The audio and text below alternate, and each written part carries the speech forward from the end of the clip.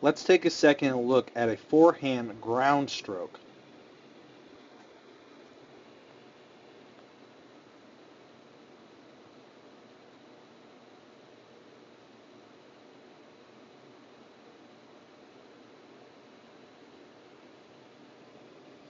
Let's first look at his ready position.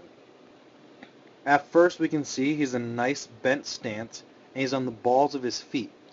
If we look, we can see that most of the weight are on the toes and the balls of his feet, and his heels are even off the ground.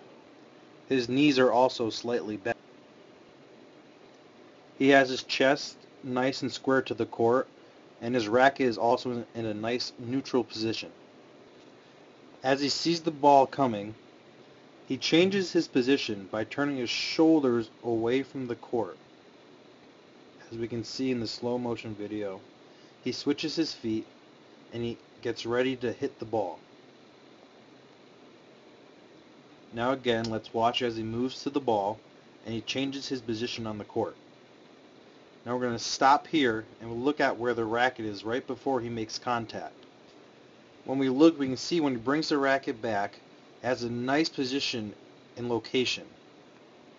Take a look at the angle of which his elbow is to the racket. It's pretty close to a nice 90-degree angle, which is a great line of motion for when we're getting ready to make contact with the ball. This line of motion is making it ready and easy to hit the ball at a nice line of motion, nice and straight. As he brings the racket back, he does a nice job at loading his body, getting prepared to hit.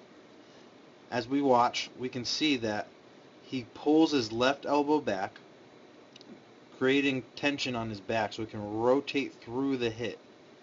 As you see, he pulls the elbow back, turns his torso, and makes contact with the ball. Let's watch that again. Pulls his elbow back, turns his torso, loads off the legs, swings nice and flat, makes contact with the ball. Now let's focus on the movement of the racket.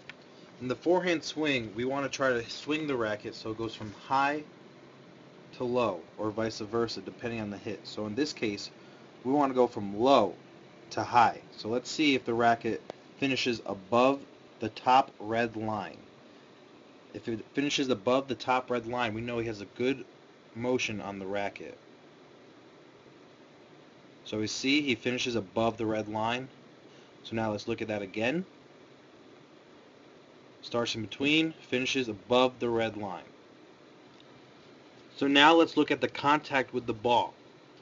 We want to try to contact the ball in front of the body. So let's see if he does that. Brings back, hits the ball, makes contact right in front of his body. As we see, the racket is not behind him or parallel with him. It's in front of the body when he makes contact. So brings it back, brings it forward, makes contact in front. And as we also see, the racket face is nice and flat and vertical. It's not tilted up or down, so the ball, we know, will have a nice flat line travel over the net. So now let's watch it. Contact right in front of the body. Again, contact in front of the body. We can also mention that the player's eyes never leave sight of the ball. He does not twist his head away from where it's coming from. He keeps his head nice and flat and right looking where the ball is going at all times. The last component to the swing would be the follow-through, so what we do after we make contact with the ball. So let's see what the player does. Makes contact, and he kind of comes up short. Makes contact, and he kind of stops after he hits the ball. Once again, makes contacts, and we see where he stops. Now if we look, his follow-through kind of stops right here. Now what we want to see is the racket come all the way back past the left shoulder, almost like we're looking at the watch on our right wrist. So what he needs to do is keep the racket moving right towards where I've drawn the arrow. If he does so, we'll have a great follow-through. Right towards the arrow. Let's look at it in real time one more time. As we see, he has a nice follow-through. As long as it would go past his shoulder, it would be great. So everything but his follow-through is a really nice swing. Starts in a ready position, brings his racket back nice and flat, like a flashlight, makes contact in front of his body, Now we just need to work on that follow through and getting back in the ready position.